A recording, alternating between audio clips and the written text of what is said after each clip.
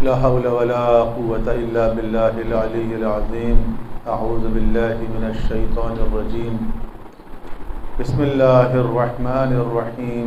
الحمد لله الذي يؤمن الخائفين وينجي الصالحين ويرفع المستضعفين ويذل المستكبرين ويهلك ملوكا ويستخلف آخرين. ثم الصلاة والسلام والتحية والإكرام على سيد الأنبياء والمرسلين خاتم النبيين بالقاسم محمد. اللهم صل على محمد وآله الطيبين الطاهرين المعصومين المظلومين، لا سيما بقية الله في الأرضين الذي ببقائه بقية الدنيا وبيمنه رزق الوراء وبوجوده سبرت الأرض والسماء وبه يملأ الله الأرض قسطا وعدلا كما ملئت ظلما وجورا. وعجل لهم اللهم ظهوره فإنهم يرونه بعيدا ونراه قريبا برحمتك يا أرحم الراحمين. صلوات. اللهم صل على محمد وآل محمد. محترم، ہماری گفتگو امام زمانہ کے حوالے سے ہو رہی ہے، اور آخری بات جو ہے وہ ہوئی ہے ہماری انتظار کے اوپر.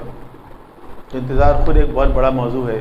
اگر اس پر گفتگو کرتے رہیں تو بہت ساری باتیں ہو سکتی ہیں، کیونکہ ظاہر ہے کہ ہم زمانے غیبت میں ہیں، زمانے انتظار میں ہیں، اور اس انتظار کا بڑا فلسفہ ہے. یعنی مکتب تشیع میں آپ کیوں سمجھ لیں کہ 3 بنیادی تصورات ہیں جن کی بہت زیادہ اہمیت ہے اس مکتب کو سمجھنے کے لیے. پہلا تصور ہے تصور ولایت، دوسرا ہے تصور عزاداری، اور تیسرا ہے تصور انتظار. یا اس کو آپ 3 اگر ایونٹ کے ساتھ جوڑ دیں تو پہلا جو ہے وہ ہے غدیر، دوسرا جو ہے وہ ہے عاشورہ، اور تیسرا جو ہے وہ ہے ظہور. اور ان کا آپس میں بڑا گہرا تعلق ہے، ان کے درمیان ریلیشن شپ ہے کہ غدیر یا ولایت جو ہے وہ اہل بیت اطہار کی لیجیٹیمیسی ہے، ان کی قانونی شرعی حیثیت کا نام ہے غدیر یا ولایت. یعنی اگر ہم سے یہ پوچھا جائے کہ بھئی آپ نے اس مکتب کو کیوں قبول کیا، مسلمانوں میں تو بہت سارے گروہ ہیں، یا آپ اہل بیت کے راستے پہ کیوں چل رہے ہیں، یا آپ نے ان کو کیوں اللہ کے رسول کے بعد اپنا ہادی اور رہبر قبول کیا، تو ہمارے پاس جو آرگومنٹ ہے وہ ہے غدیر یا ولایت. اور کربلا اس بات کی نشانی ہے کہ وہ جو صاحبان ولایت ہیں، وہ جو پیغمبر کے جانشین ہیں، اس امت کے ہادی اور رہبر ہیں، ان کے ساتھ امت نے یہ کیا، ان پر امت نے یہ ظلم کیا. تو یہ جو ظلم ہے اس کو یاد رکھنے کے لیے کہا گیا ہے، دہرانے کے لیے کہا گیا ہے. اور یہ جو یاد رکھنا اور دہرانا ہے یہ بے مقصد نہیں ہے، یہ فقط عزا برائے عزا نہیں، عزاداری برائے عزاداری نہیں ہے، بلکہ اس کا ہدف اور مقصد ہے. اور وہ ہدف اور مقصد یہ ہے کہ جس طرح یزید نے اپنے زمانے میں ایک فسق و فجور کا نظام مسلط کیا عالم اسلام پر، تو خدا کا دین اس لیے نہیں آیا کہ یزید جیسے فاسق و فاجر اس معاشرے پر مسلط ہوں. خدا کا دین تو اس لیے آیا، جیسا کہ ہم مسلسل ڈسکس کر رہے ہیں، کہ مستضعفین کو روئے زمین پر تمکینت عطا کی جائے. خدا کا دین تو اس لیے آیا ہے کہ جو لوگ محروم کر دیے گئے ہیں ان کو اقتدار حاصل ہو. خدا کا دین تو اس لیے آیا ہے وَنُرِيدُ أَن نَّمُنَّ عَلَى الَّذِينَ نَسْتُضْعِفُ فِي الْأَرْضِ نَجْعَلَهُمْ أَئِمَّةً، ان کو ہم لیڈرشپ دیں. اور خدا کا دین تو نافذ ہونے کے لیے آیا ہے، لِيُظْهِرَهُ عَلَى الدِّينِ كُلِّهِ، تمام باطل نظاموں پر غالب آنے کے لیے آیا ہے. تو یہ جو باطل نظاموں پر دین اسلام کا جو غلبہ ہے، اس کا جو آخری مقابلہ ہے، جو فائنل بیٹل ہے، وہ آخر زمانے میں ہونے جا رہا ہے. اور اس کے لیے انسان کو تیار کرنا ہے، اس کے لیے تیار کرنا ہے. تو کون لوگ سب سے زیادہ تیار ہوں گے؟ وہ تیار ہوں گے کہ جن کے ذہنوں میں ظلم سے نفرت کا تصور بالکل واضح اور روشن ہے. تو وہ جو کربلا کو ماننے والے ہیں، وہ جو عزاداری شہید و شہدا کرنے والے ہیں، وہ جو امام حسین علیہ السلام کے ظلم پر آنسو بہانے والے ہیں، ان کے اندر وہ تڑپ ہے. اور وہ آمادہ رہتے ہیں اور ان کی فطرت میں ظلم کے خلاف نفرت موجود ہے، ان کی فطرت میں شامل ہے۔ آپ دیکھیں مختلف طرح کی تحریکیں چلتی ہیں نا، بعض اوقات وہ تحریکیں صحیح نہیں بھی ہوتی ہیں۔ پاکستان میں سوشلزم کے نام پہ بہت ساری تنظیمیں بنی، ایک زمانے میں ترقی پسند تنظیموں کا اور تحریکوں کا بڑا زور تھا۔ نمایاں لوگ آپ کو شیعہ نظر آئیں گے، کیوں بھائی اس کا شیعہ سے کیا تعلق ہے؟ حالانکہ وہ نظریات درست نہیں تھے، وقت نے ثابت کر دیا، ویسے ہی فلاپ ہو گئے وہ۔ لیکن شیعہ اتنے پیش کیوں نظر آتے؟ اس لیے کہ اس تحریک کا جو لب لباب تھا، جو کلیم تھا ان کا، اس آئیڈیالوجی کا، وہ یہ تھا کہ ہم ظلم کے خلاف ہیں، ہم مظلوم کے ساتھ ہیں۔ تو ہر وہ تحریک جو ظلم کے خلاف ہوگی، ہر وہ تحریک جو مظلوم کی حمایت کے لیے ہوگی، اس میں شیعہ پیش ہوگا۔ کیوں؟ اس لیے کہ بچپن سے اس کو ظلم سے نفرت سکھایا گیا، اس کی تربیت ہی اسی طرح ہوئی ہے۔ ابھی وہ بہت چھوٹا ہے کہ وہ فرش اعضا پہ آ کے بیٹھتا ہے، وہ امام حسین پر ہونے والے مظالم کو یاد کر کے آنسو بہاتا ہے، ماتم کرتا ہے۔ تو اس کی فطرت کے اندر ظلم سے نفرت اور مظلوم کی محبت موجود ہے۔ لیکن یہ تحریک پوری انسانیت کے لیے ہے، فقط شیعوں کے لیے نہیں ہے۔ مگر چونکہ مکتب تشیع کے پاس اس کی زیادہ تر تفصیلات موجود ہیں، اس لیے اس میں ایک ہراول دستے کا کردار کس کو ادا کرنا ہے؟ شیعوں کو ادا کرنا ہے۔ نہیں یہ فقط شیعوں کی تحریک ہے اور نہ فقط شیعوں کے لیے ہے۔ امام جو آئیں گے شیعوں کے لیے نہیں آئیں گے، وہ تو پوری انسانیت کے لیے ایک نجات دہندہ بن کر آئیں گے، منجی بشریت بن کر آئیں گے، یعنی پوری بشریت کے لیے نجات دہندہ بن کے آئیں گے۔ لیکن ظاہر ہے کہ وہ لوگ اس میں ہراول دستے کا کردار ادا کریں گے جن کا کانسیپٹ کلیئر ہوگا، جن کو پتہ ہوگا کہ اصل میں پوری تحریک کیا ہے، اس کی آئیڈیالوجی کیا ہے، وہ اس میں اہم کردار ادا کر سکیں گے۔ اس لیے یہ ساری کوششیں ہیں کہ ہمارے بچوں کے ذہنوں میں، ہمارے طالب علموں کے ذہنوں میں، ہمارے نوجوانوں کے ذہنوں میں کانسیپٹس کلیئر ہو۔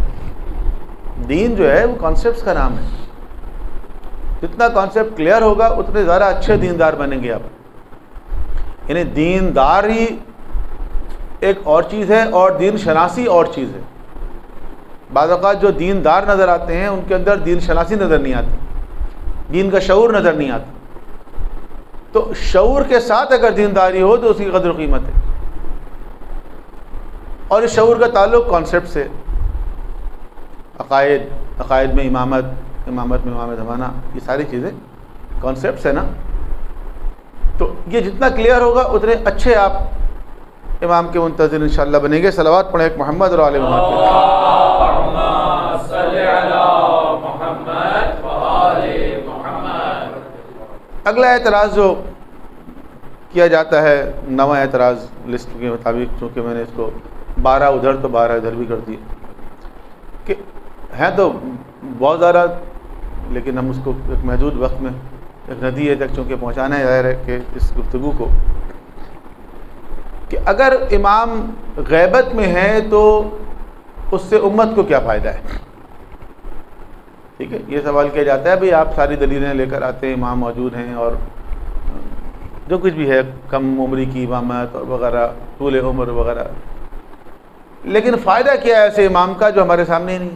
اگر امام ہے تو امت کے سامنے ہونے چاہیے، امت کو کیا حاصل ہے اگر امام موجود نہیں ہے تو دیکھیں یہ سوال عام طور پر ظاہر ہے وہ لوگ کرتے ہیں کہ جو امامت کے فلسفے سے واقف نہیں، خاص طور پر مکتب تشیع میں۔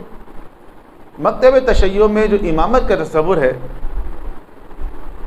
اس کو اگر سمجھ لیں تو بات آسان ہو جاتی، اور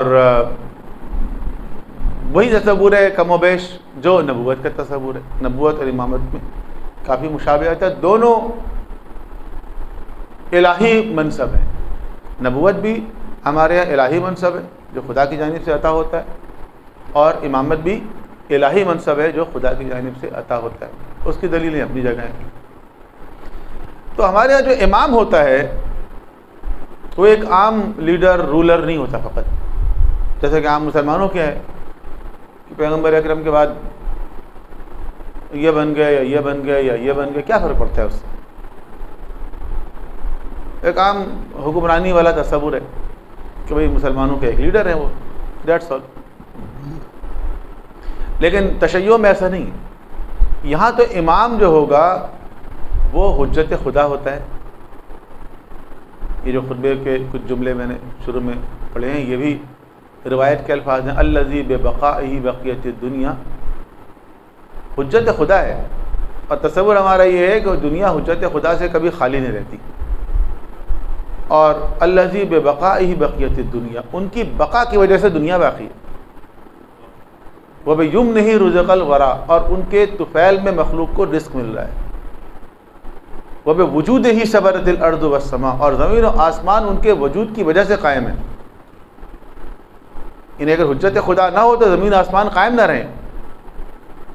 اگر حجت خدا نہ ہو تو ظاہر ہے زمین و آسمان قائم ہی نہیں رہیں گے، تو مخلوق بھی نہیں رہے گی، مخلوق کو رزق کہاں سے ملے گا؟ تو اگر مخلوق کو رزق مل رہا ہے، اگر زمین و آسمان قائم ہیں تو حجت خدا کی وجہ سے، لولا الحجہ لساقت الارض باہلها، یہ سب روایت کے حدیثوں کے الفاظ ہیں ہمارے کہ لولا الحجہ لساقت الارض باہلها، اگر زمین حجت خدا سے خالی ہو جائے تو اپنے اہل کے ساتھ، جو لوگ یہاں پر بسے ہوئے ہیں آباد ہیں، ان سب کے ساتھ تباہ ہو جائے۔ وجود باقی نہیں رہے گا اگر حجت خدا نہ ہو۔ تو حجت خدا کی وجہ سے یہ زمین باقی ہے، زمین قائم ہے۔ تو حجت خدا کے پاس جو ولایت ہے وہ دو طرح کی ولایت ہے، ایک کو ہم کہتے ہیں تکوینی ولایت اور ایک ہے تشریعی ولایت۔ اللہ کے رسول کے پاس بھی یہ دونوں ولایتیں، تکوینی ولایت اور تشریعی ولایت۔ تکوینی ولایت یہ ہے کہ اس روئے زمین پر وہی حجت خدا ہے، ان کے علاوہ کوئی ہے نہیں، اور اگر زمین قائم ہے تو حجت خدا کی وجہ سے قائم ہے۔ اور اس کائنات میں خداوند عالم نے ان کو کچھ خاص ایسے اختیارات دیے ہیں تصرف کے جو عام لوگوں کو نہیں دیے۔ ان کا اسٹیٹس یہ ہے، ان کی حیثیت یہ ہے کہ خدا نے ان کو ایسے اختیارات دیے ہیں جو عام لوگوں کو نہیں دیے۔ یہ تکوینی ولایت کہلاتی ہے، تشریح میں نہیں جا رہا ہے۔ تشریعی ولایت یہ ہے کہ خدا نے ان کو شریعت عطا کی، پیغمبر اکرم کو شریعت دی گئی، آخری شریعت، شریعت محمدی، اور امام جو ہیں وہ اسی شریعت کے وارث ہیں۔ امام جو ہیں وہ کوئی نئی شریعت لے کے نہیں آتے، شریعت تو وہی ہے ان کے پاس، شریعت محمدی، لیکن اس شریعت محمدی کے وارث کون ہے؟ امام ہیں۔ کتاب وہی ہے جو پیغمبر پہ نازل ہوئی، قرآن کریم، کوئی نئی کتاب نہیں آئے گی، لیکن اس کتاب کے وارث کون ہیں؟ امام۔ اس کتاب کی تشریح کرنے والے شارح جس طرح پیغمبر ہیں، اسی طرح تشریح کرنے والے امام ہیں۔ اس کتاب کے معلم، یعلمہم الکتاب والحکمہ، جس طرح اللہ کے رسول ہیں، اسی طرح اللہ کے رسول کے بعد اس کتاب کے معلم امام ہیں۔ ٹھیک ہے، یعنی ہمارے مکتب میں نہ شریعت لاوارث ہے، نہ کتاب لاوارث ہے، نہ دین لاوارث ہے، ہر ایک کا ایک وارث ہے۔ یہ وجہ ہے کہ ہمارے ہاں ہر آدمی شریعت کا نفاذ نہیں کر سکتا۔ شاید میں یہ بات کسی موقع پہ کر بھی چکا ہوں کہ ہر آدمی شریعت کا نفاذ نہیں کر سکتا کہ آپ کسی جگہ پر قبضہ کریں اور جا کے وہاں پر شریعت نافذ کر دیں، جیسے پاکستان کے بعض علاقوں میں ایک زمانے میں لوگ کر چکے ہیں، اور افغانستان میں یا دوسرے علاقوں میں آپ نے دیکھا ایک جتھا بنتا ہے طاقتور اور اسلحہ بردار، اور پھر وہ جا کے قبضہ کر لیتا ہے اور پھر شریعت نافذ کر دیتا ہے۔ ہمارے ملک کے ایک حصے میں شریعت نافذ ہوگی ایک زمانے میں، تو ٹی وی کا ایک پروگرام تھا، اس میں میں بھی تھا، تو ایک صاحب نے کہا کہ یہ بہت غلط ہو رہا ہے اور ہم شریعت محمدی چاہتے ہیں، شریعت صوفی محمد نہیں چاہتے۔ صوفی محمد نے نافذ کیا۔ تو میں نے کہا بھائی دیکھیں، شریعت محمدی تو ہم چاہتے ہیں، یہ بات تو ٹھیک ہے آپ کی شریعت محمدی چاہتے ہیں، شریعت صوفی محمد نہیں چاہتے، لیکن شریعت محمدی بھی صوفی محمد سے نہیں چاہتے۔ نہیں، شریعت محمدی ایسے لاوارث نہیں ہے کہ ہر شخص اس کی مارکیٹنگ کرے۔ شریعت محمدی ایسی کوئی لاوارث چیز نہیں ہے کہ جو چاہے اس کا نفاذ کر دے۔ نفاذ اگر ہوگا شریعت کا تو آتھورائزڈ لوگوں کے ذریعے سے ہوگا، ان آتھورائزڈ پاور کے ذریعے نہیں ہوگا۔ ٹھیک ہے، یہی تو ہمارا بنیادی ایشو ہے شروع سے آج تک، کہ صرف یہ نہیں ہے کہ شریعت کے احکام نافذ ہو جائیں گے، ہر شخص اپنے ہاتھ میں نہیں لے سکتا، وہی لے گا جو آتھورائز۔ اور اس کی ایک سادہ مثال ہم دیتے ہیں کہ جس طرح آپ نے گھر بنایا، اس میں آپ کو بجلی لگوانی، اب بجلی کے لیے آپ اپلائی کریں، اس میں ٹائم لگتا ہے، ظاہر ہے ایک پروسیس ہے پورا۔ اب آپ نے گھر تو بنا لیا، لائٹ تو لگا لی، پنکھے ٹانگ دیے، لیکن چل ہی نہیں رہے پنکھے، لائٹ جل نہیں رہی ہے، اے سی چل نہیں رہا ہے، ٹی وی آن نہیں ہو رہا ہے۔ اب کسی نے آپ سے کہا کہ ارے یار آپ نے گھر اتنا اچھا بنایا، یہ تو چل ہی نہیں رہا ہے پنکھا، پھر آپ نے کہا اپلائی کیا ہوا ہے ہم نے بجلی کے لیے، ابھی بجلی آئی نہیں ہے۔ کہ لو یہ کون سا مشکل کام ہے، آپ دکھائیے مجھے کہاں ہے آپ کا مین بورڈ، اور ذرا بتائیے کہاں ہے کھمبا، یہاں سے وہاں تک کتنا فاصلہ ہے، بس ایک موٹا والا تار لے کے آ جائیے، پھر دیکھیے آپ کیسے میں لائٹ جلاتا ہوں۔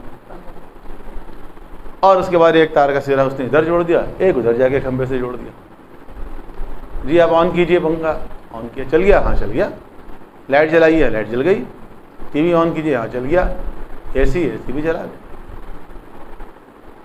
تو کون سا مشکل کام تھا، بلا وجہ آپ بیٹھے بیٹھے یار گھر بنا کے، بجلی آ گئی نا آپ کے گھر، جی بجلی تو آ گئی، لیکن یہ ان آتھورائزڈ بجلی ہے، ان آتھورائزڈ۔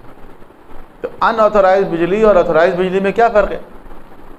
آتھورائزڈ بجلی بھی اسی کھمبے سے آتی ہے، ان آتھورائزڈ بجلی بھی اسی کھمبے سے آتی ہے، بجلی تو وہی ہے، ان آتھورائزڈ ہو یا آتھورائزڈ ہو۔ فرق یہ ہے کہ وہ کنیکشن وہ دیتا ہے جو آتھورائزڈ ہوتا ہے کنیکشن دینے کا،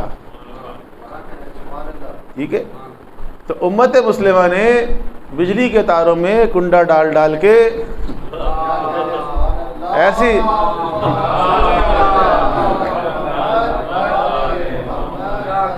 عادت خراب کر لی ہے کہ اب شریعت میں بھی کنڈا ڈال رہے ہیں، اور ہر شخص نفاذ کر رہا ہے شریعت کا۔ بھئی آتھورائز ہاتھوں سے شریعت کا نفاذ ہوتا ہے، ان آتھورائز ہاتھوں سے نہیں ہوتا۔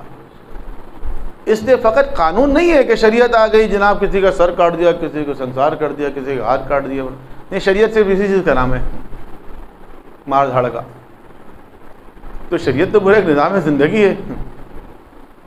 تو ہمارا تصور امامت جو ہے اس کے مطابق امام آتھورائزڈ ہے۔ امام اصل میں وہ ہے جس کے پاس وہ ولایت، تکوینی ولایت، تشریعی ولایت، شریعت کے حوالے سے سارے امور کا وارث کون ہے؟ امام۔ تو غیبت امام میں کیا ہوگا، اس پہ کل تھوڑی سی بات شاید ہو جائے۔ اب سوال یہ پیدا ہوتا ہے کہ امام غائب کا کیا فائدہ ہے؟ تو امام اگر غیبت میں ہے تو تکوینی امور تو سب کے سب انہی کے پاس ہے نا۔ جو مسئلہ ہے وہ تشریعی معاملات کا ہے کہ معاشرے میں شریعت کا نفاذ نہیں ہو رہا، معاشرے میں قوانین اسلامی نہیں ہیں، معاشرے میں غیر عادلانہ نظام چل رہا ہے۔ تو یہ جو تشریعی امور ہیں اس پہ توجہ دیجیے گا، تفصیلات نہیں بیان کر سکتا میں، کہ یہ جو تشریعی امور ہیں یہ اس وقت ممکن ہوں گے جب امت ساتھ دے گی، ٹھیک ہے۔ تشریعی امور تو اس وقت ہوں گے جب امت ساتھ دے گی۔ اگر امت ساتھ نہیں دے گی تو علی علیہ السلام جیسا امام بھی گھر میں بیٹھا رہے گا 25 سال۔ امت ساتھ نہیں دے گی تو امام کو گھر میں بیٹھنا پڑے گا، ظاہر ہے۔ تو اس کا تعلق یعنی ایک معاشرے کا، اسلامی معاشرے کا قیام، عادلانہ قوانین کا نفاذ، حدود اللہ کا نفاذ، یہ اس وقت ممکن ہوگا جب امت بھی امام کا ساتھ دے۔ اگر امت ساتھ نہیں دے گی تو یہ کچھ نہیں ہوگا۔ زمانہ غیبت میں امام کا کیا فائدہ ہے؟ یہ سوال سلیمان اعمش نے امام جعفر صادق علیہ الصلوۃ والسلام سے کیا۔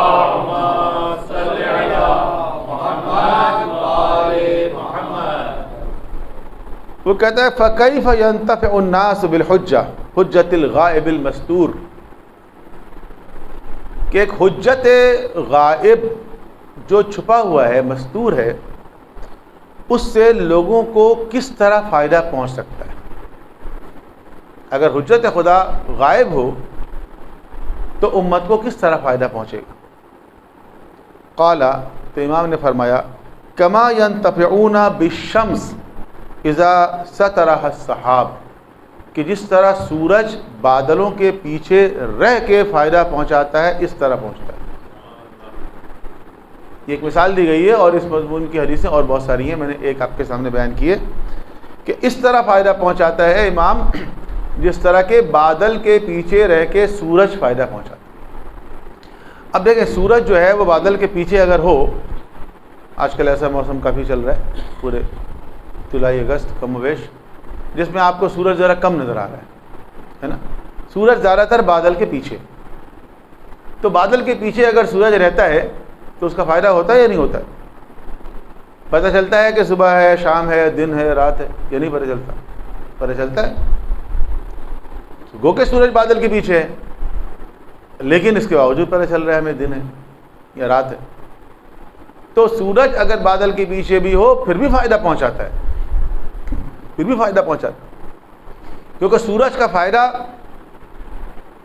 صرف یہ نہیں ہے کہ وہ ہمارے کپڑے سکھاتا ہے۔ ایک جاہل آدمی ہے، ایک عام آدمی بیچارہ، اس کو کچھ نہیں پتا، سائنس نہیں پڑھی کبھی، اس کو کہا جائے سورج کے کیا فائدے ہیں تو وہ کہے گا کپڑے سوکھ جاتے ہیں ہمارے، یہی فائدہ ہے اور کیا ہے۔ لیکن ایک سائنس کے طالب علم سے پوچھیں، آج کل تو بچے کے اسکول کے بچوں سے پوچھیں آپ، اس کو بھی پتہ ہے کہ سورج کا کیا فائدہ ہے، کہ ہمارے سولر سسٹم میں سورج کی کتنی امپورٹنس ہے۔ یہ پورا سولر سسٹم جو ہے یہ سورج ہی کے گرد تو گھوم رہا ہے، یہ زمین اور دیگر جتنے بھی پلانٹس ہیں یہ سب سورج کے گرد گھوم رہے ہیں نا، ہمارا سولر سسٹم یہی ہے۔ اور ہمارے سولر سسٹم میں اگر لائف کہیں پر ہے اب تک کی معلومات کے مطابق تو اس زمین کے اوپر ہے، اور جو زمین پر لائف ہے اس کی ایک وجہ بھی سورج ہے، کیونکہ سورج سے حرارت جو پہنچ رہی ہے زمین پر وہ اتنی پہنچ رہی ہے کہ اس زمین پر لائف ایگزسٹ کر سکتی ہے، اور وہ پلانٹس جو سورج سے بہت دور ہیں وہاں لائف نہیں ہے، کیونکہ وہاں ٹیمپریچر اس قدر کم ہے کہ لائف ایگزسٹ نہیں کر سکتی۔ تو اگر اس روئے زمین پر لائف ہے تو سورج کی وجہ سے، اگر کلر ہے تو سورج کی وجہ سے۔ اگر کلر ہے، اگر آپ کوئی چیز آپ کو ریڈ نظر آ رہی ہے تو وہ ریڈ کیوں نظر آ رہی ہے؟ آپ سائنس کے بچوں سے پوچھیں، وہ بتا دیں گے آپ کو کہ جو سورج کی روشنی ہے اس کے اندر 7 کلرز ہیں، ہے نا، اور 7 کلرز جب پڑتے ہیں کسی بھی چیز پر اس میں سے جو کلر ریفلیکٹ ہوتا ہے وہ ہمیں نظر آتا ہے، اور جو ایبزارب ہو جاتا ہے وہ نظر نہیں آتا۔ 6 کلر ایبزارب ہو گیا، ریڈ ریفلیکٹ ہو گیا تو ہمیں ریڈ نظر آ رہی ہے وہ چیز۔ 6 کلر ایبزارب ہو گئے، یلو ریفلیکٹ ہو گیا تو یلو نظر آئے گا۔ سارے کلر ایبزارب ہو جائیں گے تو بلیک نظر آئے گا، سارے کلر ریفلیکٹ ہوں گے تو وائٹ نظر آئے گا۔ ٹھیک ہے، یہی فینومینا ہے سارا سا۔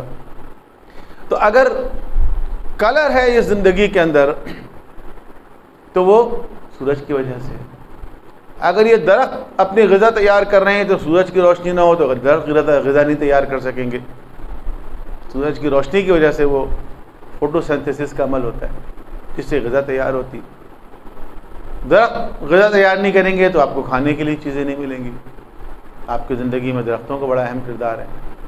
الغرض سورج سے بہت سارے فائدے ہیں، صرف یہ نہیں کہ سورج فقط کپڑے سکھاتا ہے۔ تو امام کا وجود بھی اسی طرح سے ہے۔ دیکھیں جو مثالیں دی جاتی ہیں تو مثالیں جو ہوتی ہیں وہ ناقص ہوتی ہیں، کامل نہیں ہوتی کبھی بھی۔ یہ مثالیں سمجھانے کے لیے ہوتی ہیں اور مثالیں ناقص ہوتی ہیں، یہ نہیں کہ ساری صفات اس کے اندر آ جاتی ہیں۔ ایک چیز ہے سمجھانے کے لیے کہ سورج بادل کے پیچھے رہ کر بھی انسان کو فائدہ پہنچا رہا ہے، سورج بادل کے پیچھے رہنے کے باوجود بھی یہاں پر لائف ایگزسٹ کر رہی ہے۔ اس طرح امام کے وجود کی وجہ سے لائف ایگزسٹ کرتی ہے، امام کے وجود کی وجہ سے مخلوق کو رزق مل رہا ہے۔ ہاں یہ بات ایک حقیقت ہے کہ سورج بادلوں کے پیچھے رہ کر پورا فائدہ نہیں پہنچا پا رہا ہے۔ اگر بادل ہٹ جائیں تو سورج سے ہم میکسیمم فائدہ اٹھا سکتے ہیں۔ تو اگر غیبت کے بادل ہٹ جائیں، غیبت کے پردے ہٹ جائیں تو ہم امام کے جلال و جمال سے میکسیمم فائدہ اٹھا سکتے ہیں۔ صلوات پڑھیں ایک محمد علیہ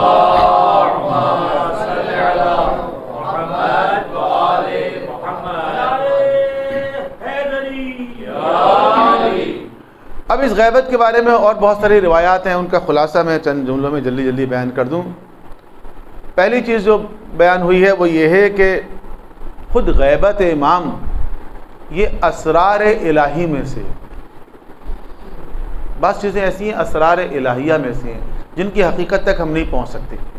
کچھ باتیں سمجھ لیتے ہیں، کچھ اندازہ لگاتے ہیں، کچھ باتیں آ گئی ہیں بعض جگہوں پر، ان سے سمجھنے کی کوشش کرتے ہیں، لیکن اس کی حقیقت کیا ہے وہ حقیقت جب ظاہر ہوگی جب انشاءاللہ امام تشریف لائیں گے. دوسری چیز جو ہے وہ غیبت جو ہے وہ امام کی حفاظت کے لیے ہے، کیونکہ ظالم جو حکمران تھے وہ ان کے مخالف تھے، وہ ان کو قتل کرنا چاہتے تھے، ان کو نقصان پہنچانا چاہتے تھے، اس لیے امام کو غیبت میں جانا پڑا، اور امام کے طرفدار کم تھے اس لیے آپ کو غیبت میں جانا پڑا. بہت سی روایتیں ایسی ہیں جن میں یہ کہا گیا ہے کہ غیبت کی وجہ ایک یہ ہے کہ امام کے اوپر کسی کی بیعت نہ ہو، کیونکہ ظالم حکمران چاہتے تھے کہ سب ان کی بیعت کریں، جیسے امام حسین علیہ السلام سے مطالبہ کیا گیا.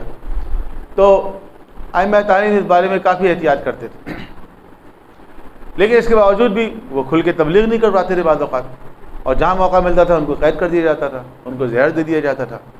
تو غیبت پہ جانے کی ایک وجہ یہ بیان کی گئی ہے روایات کے اندر کہ ان کے اوپر کسی کی بیعت نہ ہو سکے. اور تیسری چیز بیان کی گئی ہے کہ انسان کی آزمائش، امت کی آزمائش بھی ہے یہ کہ وہ امت اگر امام سے دور ہے تو کیا دور رہنے کے باوجود بھی وہ دین کا شعور حاصل کر رہی ہے، دین پر عمل کر رہی ہے نہیں کر رہی ہے. دیکھیں ایک اعتبار سے تو ہم محروم ہیں، امام کی زیارت سے محروم ہیں، اور ہم اس کی شکایت بھی کرتے ہیں. دعائے افتتاح جو رمضان میں روزانہ پڑھنے والی دعا ہے اس کے اندر آخری حصے میں آپ دیکھیں تو اس میں ایک شکایت کرتے ہیں، اللہم انا نشکو الیک، کہ اے اللہ ہم تجھ سے شکایت کرتے ہیں. کس چیز کی شکایت؟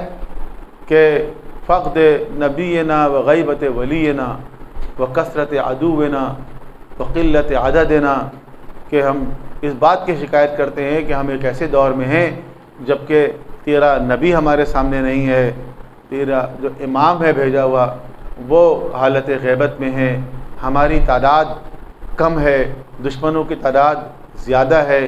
یعنی ہم ایک طرح سے خدا سے شکایت کر رہے ہیں کہ بار اللہ ہم ایک ایسے دور میں ہیں کہ جب ہم ان چیزوں سے محروم ہیں، ہمارے ساتھ یہ مسائل ہیں. لیکن دوسری طرف ایسی کثیر روایتیں ہیں کہ زمانہ غیبت میں جبکہ نبی بھی ہمارے سامنے نہیں ہے اور امام بھی ہمارے سامنے بظاہر نہیں ہے، اس کے باوجود جو لوگ دین پر چلیں گے، جو دین پر عمل کریں گے، ان کا مقام اور مرتبہ اور درجہ بہت بلند ہوگا. ان کی بہت فضیلت آئی ہے کہ ایسے لوگ آئیں گے کہ امام ان کے درمیان نہیں ہوں گے، پھر بھی وہ دیندار ہوں گے، پھر بھی وہ علم دین حاصل کریں گے، پھر بھی وہ سکھائیں گے.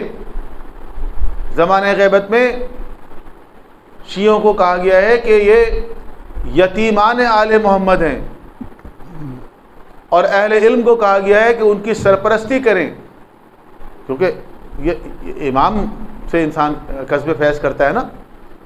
تو اگر زمانہ غیبت میں ایک عالم ایک طالب علم کو تعلیم دیتا ہے دین کی تو وہ یتیم آل محمد کی سرپرستی کرتا ہے، یہ کہا گیا ہے روایت میں، اس کا اتنا مقام ہے. تو بے شک زمانہ غیبت میں ہم بعض چیزوں سے محروم ہیں، لیکن اس زمانے میں اگر ہم اس زمانے میں اگر ہم استقامت کا مظاہرہ کریں گے تو اس کا اجر و ثواب کہیں زیادہ ہے. اور ایک طرح سے تعدیب ہے، آزمائش بھی ہے اور تعدیب بھی. تعدیب کا مطلب یہ ہے جو میں اس سے پہلے عرض کر چکا ہوں کہ ایک امام آئے، امت نے ساتھ نہیں دیا، ظالم حکمرانوں نے شہید کر دیا، دوسرے آئے شہید کر دیا، 11ویں آئے شہید کر دیا. اب خدا نے کہا اس وقت بھیجے گا کہ جب یہ امت خود آمادہ اور تیار ہوگی. جب خود تیار نہیں ہوگی اس وقت تک امام نہیں آئے. اس کو سمجھانے کے لیے ایک مثال بعض اوقات دیتے ہیں کہ ایک بجلی کا کھمبا لگا ہوا تھا، اسٹریٹ لائٹ لگی ہوئی تھی، اس کے اندر محلے کے بچوں نے پتھر مار کے توڑ دیا. اب وہ بجلی والوں نے آ کے ایک اور لائٹ لگائی، کچھ دنوں کے بعد پھر کسی نے نشانہ لے لیا، پھر ٹوٹ گیا. پھر جناب ایک لائٹ لگی، پھر توڑ دی گئی. کئی مرتبہ ایسا ہوا. اس کے بعد جناب جو اسٹریٹ لائٹ لگانے والا ادارہ ہے انہوں نے لگائی نہیں لائٹ. محلے کے لوگوں نے اپلیکیشن لکھی، لے کر کے بھئی ہمارے محلے میں بھی ایک اسٹریٹ لائٹ لگائیے آپ. تو انہوں نے کہا نہیں، آپ کے محلے میں اسٹریٹ لائٹ نہیں لگ سکتی. کیوں بھئی؟ اس لیے کہ یہاں جب لائٹ لگاتے ہیں آپ کے محلے کے بچے توڑ دیتے ہیں، بہت شریر بچے ہیں آپ کے، لائٹ کا نشانہ لیتے ہیں، اچھا وہی کچھ کریں گے یہ وہ، نہیں ایسے نہیں ہوگا۔ پہلے آپ یہ یقین دہانی کرائیے کہ اب اگر ہم لائٹ لگائیں گے تو آپ خود اس کی حفاظت کریں گے۔ اب لائٹ اس وقت لگے گی جب آپ خود اس کی حفاظت کرنے کا عہد کریں گے، اس کے بغیر لائٹ نہیں لگے گی۔ تو پہلے امام سے لے کے 11ویں امام کے ساتھ اس امت نے جو کچھ کیا، خدا نے اپنی 12ویں حجت کو روک لیا۔ اب کہا کہ اس کو اس وقت میں اذن ظہور دوں گا جب تم اس کی حفاظت کرو گے۔ محمد وآل محمد صلوات اللہم صلی علی محمد وآل محمد۔ اور امت کے اعمال کی نگرانی اور قبولیت، یہ جو ہمارے اعمال ہیں یہ امام کی خدمت میں پیش کیے جاتے ہیں۔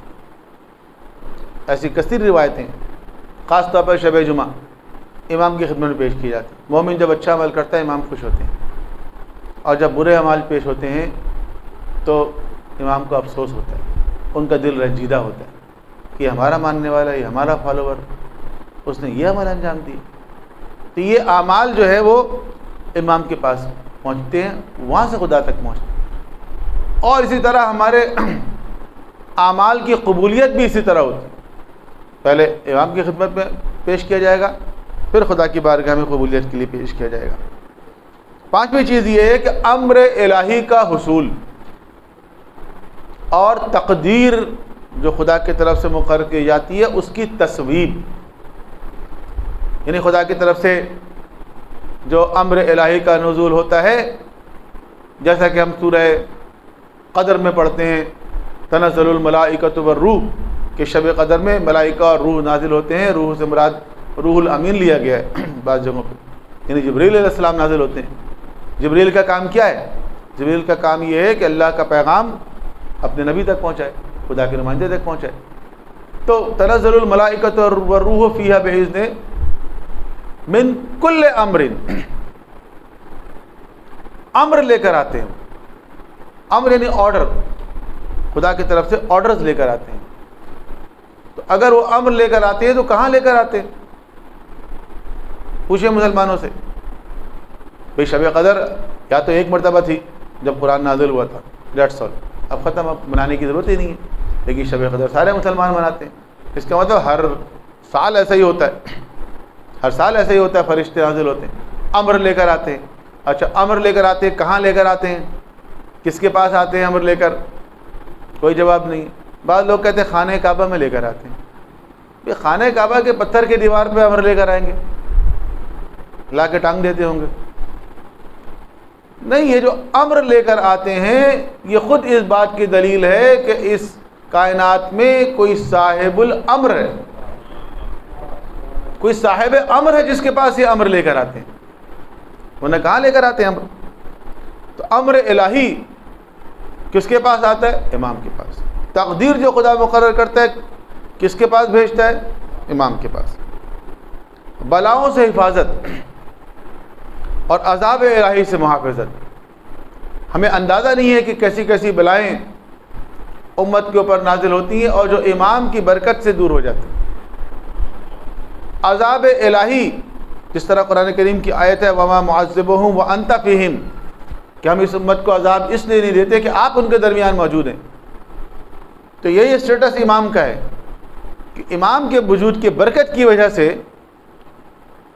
اس امت پر خدا نے عذاب کو ٹالا ہوا ہے، ورنہ جو حرکتیں ہیں اس امت کی وہ گزشتہ امتوں سے کچھ کم تو نہیں ہیں، زیادہ ہی ہیں، بلکہ وہ ساری برائیاں جو گزشتہ امتوں میں تھیں وہ بڑے ایڈوانس فارم میں اس امت میں ہیں۔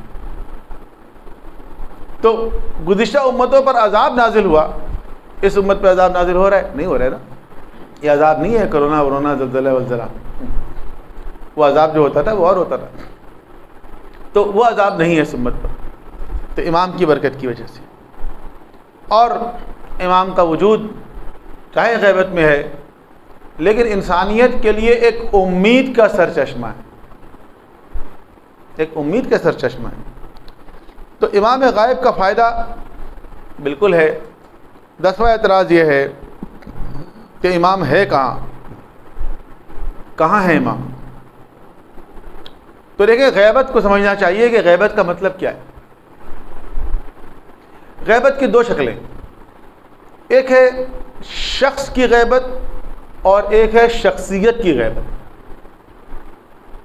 کہ امام کی جو غیبت ہے کیا وہ شخصی غیبت ہے کہ امام مثلا سامنے موجود ہو اور نظر نہیں آئیں گے، انویزیبل ہیں؟ تو دیکھیں امام اور نبی جو ہیں وہ انویزیبل بھی ہو سکتے ہیں اگر وہ چاہیں، انویزیبل بھی ہو سکتے ہیں۔ پیغمبر اکرم کا محاصرہ کر لیا گیا رات بھر شب ہجرت، اور آپ انہی کے درمیان سے نکل کے چلے گئے، کسی کو نظر بھی نہیں آیا۔ بعض ائمہ تاریخ کے واقعات بھی اس طرح کے میں ملتے ہیں۔ ہر امام کا جب وقت شہادت ہوتا ہے تو جو دوسرے امام ہیں وہ ان کے پاس حاضر ہوتے ہیں، کہیں بھی ہوں۔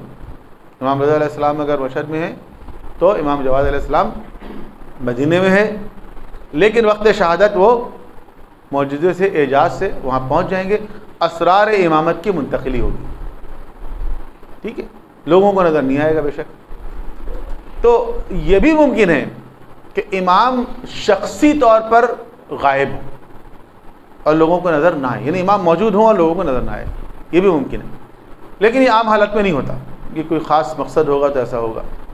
عام حالت میں امام زمانہ کی غیبت جو ہے اس غیبت کو کہتے ہیں شخصیت کی غیبت ہے۔ شخصیت کی غیبت کا مطلب یہ ہے کہ امام موجود ہیں، امام اسی دنیا میں گھوم رہے ہیں، لوگوں سے ملاقات کر رہے ہیں، مومن کے کام آ رہے ہیں، مومن امام کو دیکھ رہا ہے، ان سے ممکن ہے گفتگو کر رہا ہو، لیکن پہچان نہیں رہا ہے کہ یہ امام ہے، پہچان نہیں رہا ہے۔ اس کی مثال دی گئی ہے، یہ غیبت ایسی ہے جیسا کہ حضرت یوسف علیہ السلام اور ان کے بھائی، کہ یوسف علیہ السلام جو تھے وہ اپنے بھائیوں سے ملاقات کر رہے تھے اور بھائی آ کے غلہ لے رہے تھے، ڈیلنگ ہو رہی تھی، سب کچھ ہو رہا تھا۔ یوسف علیہ السلام تو پہچانتے ہیں کہ یہ میرے بھائی ہیں، وہی بھائی جنہوں نے کنویں میں ڈال دیا تھا، لیکن بھائی نہیں پہچانتے ہیں کہ یہ یوسف ہے۔ تو جس طرح یعقوب علیہ السلام کے یوسف کو ان کے بھائی نہیں پہچانتے تھے، اسی طرح یوسف زہرا کو یہ امت نہیں پہچانتی۔ اور جب امام کا ظہور ہوگا، بہت سے لوگ جب ان کو دیکھیں گے تو کہیں گے ان کو تو ہم نے بہت دیکھا ہے، ان سے تو ہماری ملاقات ہوئی ہے، اور دیکھا ہوگا۔ موسم حج میں امام حج میں ہوتے ہیں، میدان مینا میں ہوتے ہیں، عرفات میں ہوتے ہیں، بہت سے لوگوں نے دیکھا ہوگا، لیکن پہچانتے نہیں ہیں کہ یہ امام ہے۔ تو شخصیت کی غیبت، کچھ ایسے لوگ ہوتے ہوں گے اہل معرفت، وہ پہچانتے ہیں، ورنہ عام لوگ نہیں پہچانتے۔ کہاں ہے امام؟ کہاں ہے امام؟ تو امام دیکھیں نہ آسمان میں ہے عیسیٰ علیہ السلام کی طرف، نہ کسی غار میں ہے۔ وہ جو غار ہے سرداب سامرہ کے اندر، وہ غار وہ ہے کہ جس میں آخری وقت امام کو جاتے ہوئے دیکھا گیا، آخری مرتبہ، بس، اس سے زیادہ اس غار کی اہمیت نہیں ہے۔ بعض لوگ شیعوں پہ ایسے الزام لگاتے ہیں کہ شیعہ جو ہیں اس غار کے باہر جا کے امام کو آواز لگاتے ہیں باہر آ جائیے، ایسا کچھ نہیں ہوتا۔ اور اب تو وہ غار بہت بڑا ہو گیا، اندر ایک بہت بڑی مسجد بن گئی ہے، تو اس لیے اس غار میں کچھ نہیں، بس وہ غار یہ ہے کہ آخری مرتبہ امام کو جاتے ہوئے وہاں دیکھا گیا، دیٹس آل۔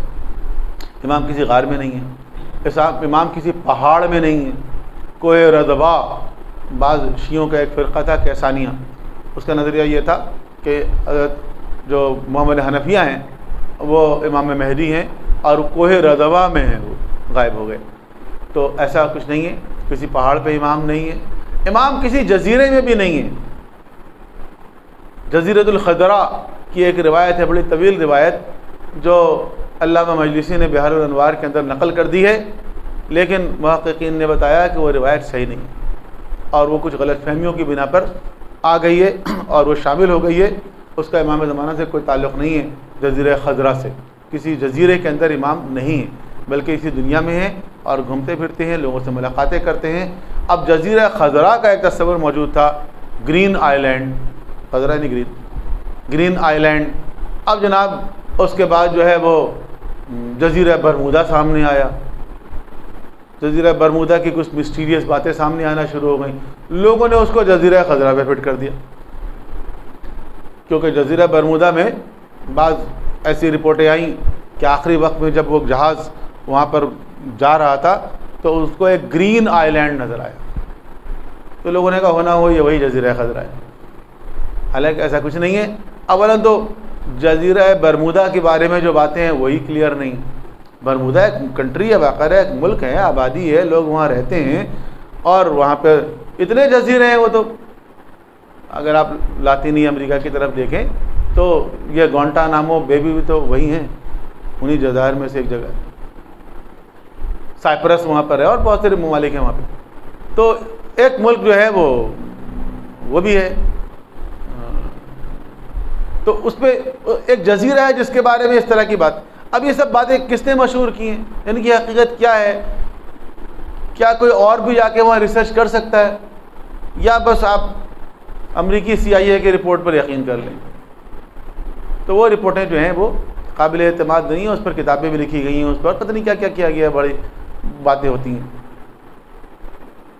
بہت سے جزیرے ہیں دنیا میں، کہیں پر امریکہ کا قبضہ ہے، کہیں پر یا برطانیہ کا قبضہ ہے، یا آپ کے بحر ہند میں بھی ایک جزیرہ ہے، انڈین اوشن میں ایک جزیرہ ہے، اس کا نام ہے ڈیو گارشیا، اور وہاں پہ بھی امریکی فوجی اڈہ ہے۔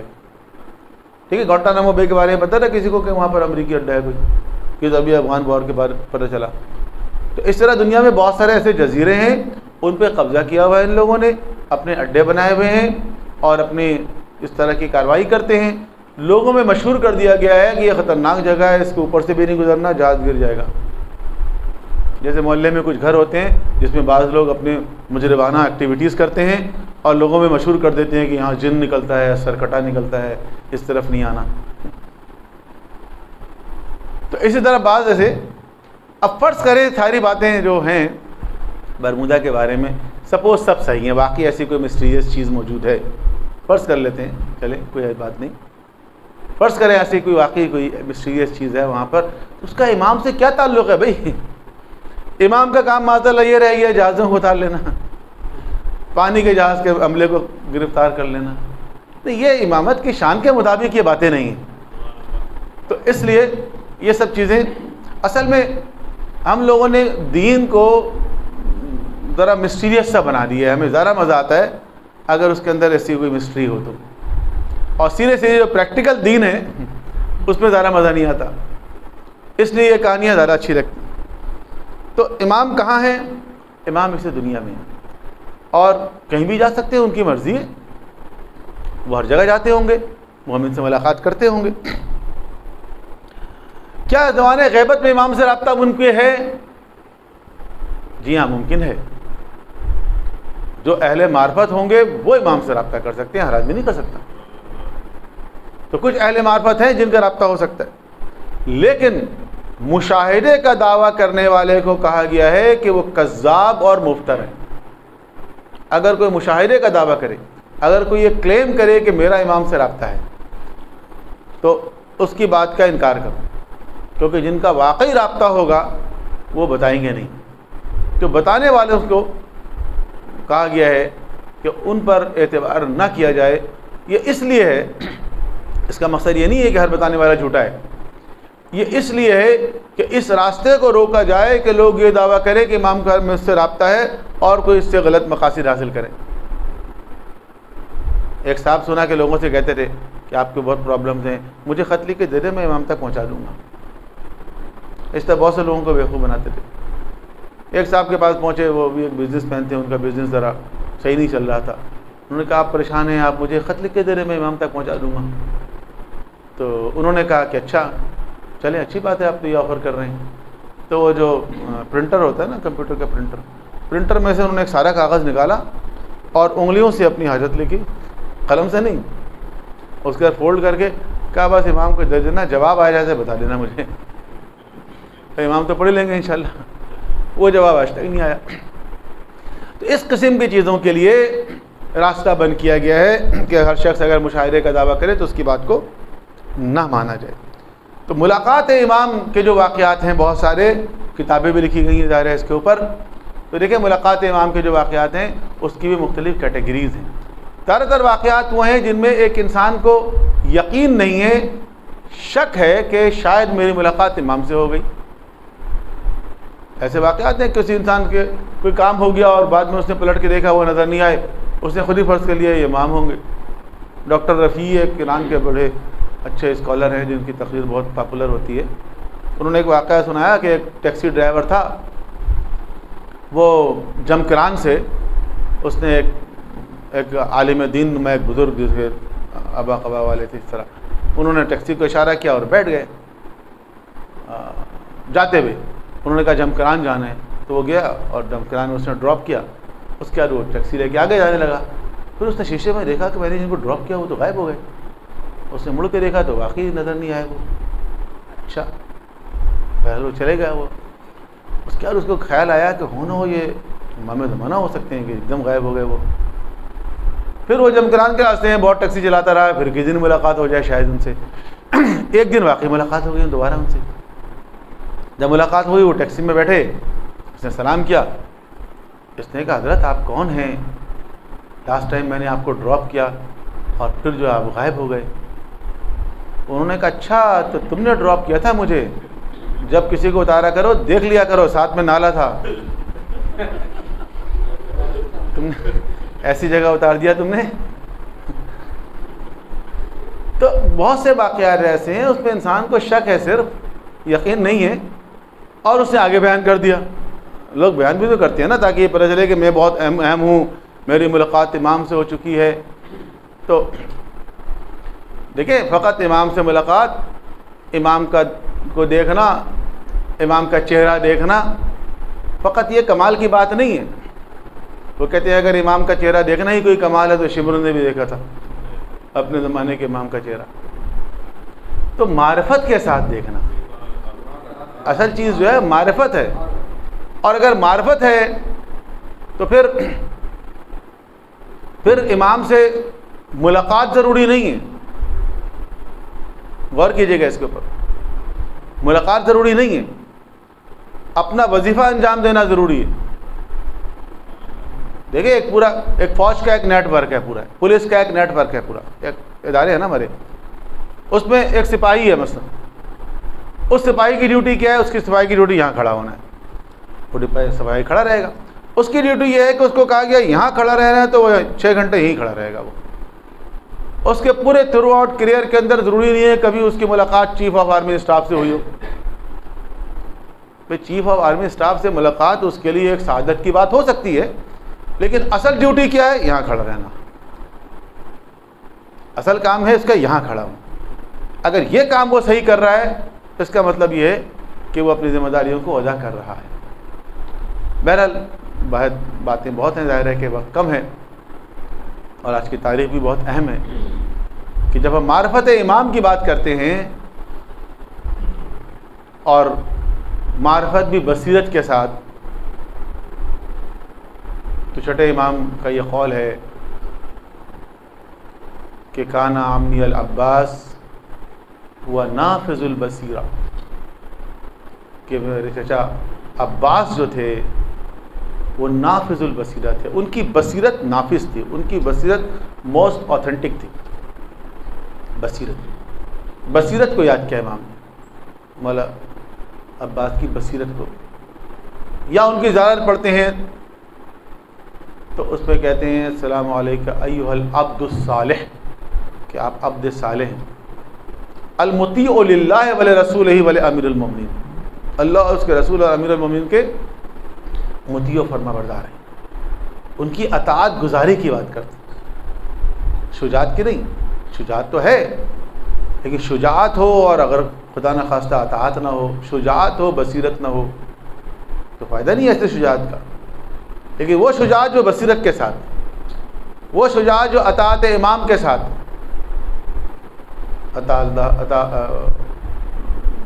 یطیع اللہ ورسولہ والامیر المؤمنین والحسن والحسین,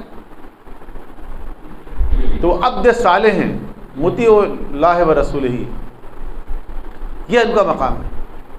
اور پھر آپ کربلا میں دیکھیں, امام حسین علیہ السلام نے کہا خیمے لگا دو تو لگا دیا, اور جب آپ نے کہا خیمے ہٹا دو, کتنا مشکل کام تھا وہ, کہ خیموں کو پانی سے دور لگانا اتنا آسان کام تو نہیں ہے، جنگ میں پانی کی اہمیت کتنی ہوتی ہے. لیکن امام حسین علیہ السلام نے کہا خیمے ہٹا دو. غلط کہتے ہیں کچھ لوگ حضرت عباس جلال میں آ گئے، اور نو، ایسا کیسے ہو سکتا ہے حضرت عباس جلال میں آ جائے امام حسین کے حکم پہ؟ امام حسین نے کہا ہٹا دو. یہی تو صبر ہے، یہی تو نفس کا کنٹرول ہے. شجاعت کے باوجود جب حکم امام آ گیا تو حکم امام آ گیا، ختم ہو گئی بات. مشکل کام ہے یہ ایک ایسے انسان کے لیے جو اتنا شجاع ہو، اس کے لیے یہ کہنا کہ خیمے ہٹا دو. اور اس کو امام حسین علیہ السلام بھیجتے ہیں کہ جا کر کہو کہ ہمیں ایک رات کی مہلت دیں. آپ کو پتہ ہے مہلت، ایک شب کی مہلت لینے کے لیے بھی حضرت عباس کی، حضرت عباس. اور انہوں نے جا کر کہا کہ میرے آقا مولا حسین کہتے ہیں کہ اگر یہ جنگ ضروری ہے تو کل کرنا، ایک رات کی مہلت، تاکہ ہم اس رات میں خدا کی عبادت کر سکیں. اور روز عاشور حضرت عباس علمدار لشکر ہے، اور کئی مرتبہ آیا جناب عباس کی اجازت دی جائے، لیکن امام حسین علیہ السلام نے اجازت نہیں دی. ہر مرتبہ کہا کہ تم تو میرے لشکر کے علمدار ہو، تم سے بیویوں کی ڈھارس بندھی ہے. اور حضرت عباس میدان کربلا میں اکیلے نہیں ہیں، ان کے 3 بھائی اور بھی ہیں. حضرت امام حسین بھی بھائی ہیں، ظاہر ہے سبھی بھائی ہیں، لیکن جناب ام البنین کے 4 بیٹے کربلا میں. کوئی اس بی بی کی قربانی کو تو یاد کرے کہ جناب ام البنین زندہ تھیں، مدینے میں تھیں، 4 بیٹے تھے ان کے، جن کی وجہ سے ان کو ام البنین، بیٹوں کی ماں کہا جاتا تھا. نام تو ان کا فاطمہ کلابیہ تھا، لیکن بیٹوں کی ماں کہا جاتا ہے. 4 بیٹے، چاروں کربلا میں موجود تھے، چاروں شہید ہوئے کربلا میں. اور حضرت عباس وہ ہیں جو اپنے بھائیوں کو جمع کر کے کہتے ہیں کہ دیکھو میں بڑا ہوں، سب سے پہلے مجھے میدان میں جانا چاہیے، لیکن میں چاہتا ہوں کہ میں تم لوگوں کو تیار کر کے میدان میں بھیجوں، داد شجاعت دوں، اور تمہاری شہادت کا غم، صدمہ اپنے سینے پر اٹھاؤں. اس لیے تم میرے سامنے جا کے میدان جنگ میں جہاد کرو. اور ایک ایک بھائی کو تیار کر کے لے کر آئے اور امام حسین سے اجازت دلوائی اور میدان میں بھجوایا. وہ بھائی بھی تو ایک سے بڑھ کے ایک ہے نا. حضرت عباس اگر قمر بنی ہاشم ہیں تو ان کے بھائی بھی کچھ کم تو نہیں ہیں، ان کی عمریں بھی ایسے ہی ہیں. حضرت عباس کی عمر اگر 32-34 سال ہے، ان کے بھائیوں کی عمریں 27 سال، کسی کی 26 سال، کسی کی 22 سال، ایک کی تو 18-19 سال بتائی جاتی. تو وہ بھی کوئی علی اکبر سے کم تو نہیں ہے. لیکن حضرت عباس نے اپنے بھائیوں کو آمادہ کیا، تیار کیا، میدان جنگ میں بھیجا، داد شجاعت دی، شہید ہوئے، ان کا غم اپنے سینے پہ اٹھایا. لیکن ایک مرحلہ وہ آیا کہ جب سب شہید ہو گئے تو اس کے بعد ایک مرتبہ آ کے کہتے ہیں کہ مولا اب اس غلام کو اجازت دی. اور امام حسین نے وہی جملہ فرمایا کہ تم تو میرے لشکر کے علمدار ہو. جب یہ کہا نا کہ تم میرے لشکر کے علمدار ہو، تو جناب عباس نے ایک مرتبہ ان لاشہائے شہداء کی طرف دیکھا اور کہا کہ مولا کہاں ہے وہ لشکر جس کا میں علمدار ہوں؟ وہ لشکر تو یہ ہے، جہاں یہ لشکر گیا وہیں علمدار جانا چاہتا ہے. اب حسین کے پاس کوئی جواب نہیں تھا، تو آپ نے فرمایا کہ ایسا کرو کہ پانی کی سبیل کرو. یہ لفظ سبیل بعض روایتوں میں امام حسین کے زبان سے نکلا ہے، جس کی بنا پر ہم یہ سبیل لگاتے ہیں. پانی کی سبیل یعنی پانی کا کوئی راستہ نکالا. اور جناب عباس پانی لینے کے لیے گئے. یہ بات ٹھیک ہے کہ جناب عباس جنگ کرنے کے لیے نہیں گئے، پانی لینے کے لیے گئے، لیکن آپ سمجھتے ہیں کہ پانی انہوں نے آسانی سے حاصل کر لیا، جبکہ اس نہر کے اوپر ہزاروں کا لشکر موجود تھا نہر کی حفاظت کے لیے؟ نہیں، حضرت عباس نے جنگ کی، مقابلہ کیا، جگہ بنائی، لشکر کو بھگایا، اور پھر نہر میں گھوڑے سمیت اتر گئے اور اطمینان کے ساتھ آپ نے مشق پر کیا. اور بعض لوگ بیان کرتے ہیں کہ آپ نے چلو میں پانی لیا، شاید پینا چاہتے تھے کہ حسین کی پیاس یاد آ گئی، یا سکینہ کی پیاس یاد آ گئی، یا علی اصغر کی پیاس یاد آ گئی. نہیں، میں کہتا ہوں جناب عباس کے شان وفا کے خلاف ہے کہ آپ نے پانی پینے کا ارادہ کیا ہو. اگر آپ نے چلو میں پانی لیا، یقیناً دشمن کو دکھانے کے لیے لیا ہوگا کہ اگر تم سمجھتے ہو کہ ہماری اور تمہاری جنگ اس پانی کے اوپر ہے، اس نہر کے اوپر ہے، تو آج یہ نہر علی کے لال کے قبضے میں ہے، چھڑا سکتے ہو تو چھڑا لو. اور اس کے بعد سقائے سکینہ علمدار کربلا پیاسا نہر سے واپس نکل کر آیا، اور اب جناب عباس کی ایک ہی خواہش ہے، کسی طرح یہ مشکیزہ، کسی طرح یہ پانی ان بچوں تک پہنچ جائے جو خیمے کے باہر کھڑے ہوئے انتظار کر رہے ہیں کہ چچا آ رہے ہیں، علم آ رہا ہے، پانی آ رہا ہے، دور سے دیکھ رہے ہیں علم آ رہا ہے، لیکن درمیان ایک مرتبہ علم ایک طرف جھکا اور پھر ایک مرتبہ سیدھا ہوا، پھر تھوڑی دیر کے بعد جھکا اور پھر علم ٹھنڈا ہو گیا۔ جناب عباس آگے بڑھتے جا رہے تھے کہ ایک مرتبہ عمر سعد نے، شمر نے کہا کہ دیکھو یہ پانی خیام حسینی تک نہ پہنچنے پائے، کسی طرح اس پانی کو روکو، اور اس کے بعد ہر طرف سے حملے شروع ہوئے۔ ایک مرتبہ ایک لائن نے آگے بڑھ کے آپ کے ایک شانے پہ حملہ کیا، آپ کا ایک شانہ قطع ہو گیا، آپ نے فرمایا واللہ ان قطعتم یمینی، خدا کی قسم تم نے میرا شانہ قطع کر دیا، لیکن میں حق کی نصرت سے باز آنے والا نہیں ہوں۔ جناب عباس آگے بڑھتے چلے جا رہے ہیں، ایک دوسرا ظالم کمین گاہ سے نکل کے آتا ہے، آپ کے دوسرے شانے پہ حملہ کرتا ہے، آپ کا دوسرا شانہ بھی قطع ہو جاتا ہے، مشق کو آپ نے اپنے دانتوں سے تھاما، ایک مرتبہ گھوڑے کے اوپر جھک گئے تاکہ مشق کو تیر سے محفوظ رکھ سکیں، لیکن اسی اثنا میں ایک ایسا تیر چلا جو مشق کو چھیدتا ہوا جناب عباس کے سینے میں پیوست ہو گیا۔ پتہ نہیں کتنے تیر جناب عباس کے جسم نازنین پر پیوست ہوئے، لیکن آپ کو اس کی پرواہ نہیں تھی، بس ایک فکر تھی کسی طرح یہ پانی پہنچ جائے۔ لیکن جب تیر مشق کو لگا اور پانی بہنا شروع ہوا تو جناب عباس کے حوصلے بہ گئے، اور اس کے بعد ایک ظالم اور آگے بڑھتا ہے، آپ کے سر اقدس پر ایک گرز سے وار کرتا ہے، آپ کا سر دو نیم ہو جاتا ہے، آپ گھوڑے سے نیچے تشریف لاتے ہیں، جس کے دونوں ہاتھ سلامت نہ ہو وہ گھوڑے سے کس طرح نیچے آیا ہوگا۔ جناب ام البنین اپنے مرثیے میں کہتی ہیں کہ مجھے کسی نے بتایا، کسی نے جناب ام البنین کو بتایا کہ آپ کے عباس کے سر پہ گرز مارا گیا، تو انہوں نے کہا ایسا کون تھا جس نے میرے عباس کے سر پہ گرز مارا، کس کے اندر یہ جرأت تھی؟ بتانے والے نے بتایا کہ جب میرے عباس کے سر پہ گرز سے وار کیا گیا اس وقت اس کے بازو سلامت نہیں تھے، اگر اس کے بازو سلامت ہوتے پھر میں دیکھتی کون میرے لال کے سر پہ گرز سے حملہ کر سکتا ہے۔ اللہ اکبر۔ ادھر حسین نے جب دیکھا کہ علم ٹھنڈا ہوا، ایک مرتبہ امام حسین چلے آگے بڑھے، جیسے ہی نگاہ پڑی بھائی پر کہا الان ان کا سر زہری، اے میرے بھائی تمہارے بعد حسین کی کمر ٹوٹ گئی۔ علی اکبر کے جانے سے حسین کی بینائی ختم ہو گئی تھی، اور اب جناب عباس کی شہادت سے فرمایا میری کمر ٹوٹ گئی۔ حسین پہنچے جناب عباس کے پاس، مولا عباس کہتے ہیں کہ مولا میری وصیت یہ ہے کہ میری لاش کو خیمے تک نہ لے جائیے گا۔ شاید جناب عباس نہیں چاہتے کہ بچوں سے نظریں ملائیں، بچوں سے شرمندہ ہوں، یا شاید جناب عباس یہ چاہتے ہیں کہ جس طرح انہوں نے نہر پہ قبضہ کیا ان کا قبضہ قیامت تک باقی رہے اور ان کی لاش وہیں رہ گئے، اور یا شاید جناب عباس دیکھ رہے ہیں کہ آقا مولا حسین صبح سے لاشیں اٹھا کر اس قدر تھک گئے ہیں کہ علی اکبر کا لاشا بھی ان سے نہیں اٹھایا گیا۔ کہا ہاشمی جوانوں آؤ اس نوجوان کی لاشے کو اٹھاؤ۔ کس طرح حضرت عباس کے لاشے کو اٹھاتے؟ الغرض جب ماما حسین علیہ السلام اس علم کو لے کر آئے، اب علم بچوں نے ایک مرتبہ دیکھا کہ علم آ رہا ہے، شاید ایک امید بن گئی ہو کہ علم آ رہا ہے تو علمدار بھی آ رہا ہوگا، علم آ رہا ہے تو مشکیزہ بھی آ رہا ہوگا، لیکن علم تو آیا لیکن علمدار نہیں آیا۔ الا لعنۃ اللہ علی القوم الظالمین وسيعلم الذين ظلموا أي منقلب ينقلبون۔ مات حسین۔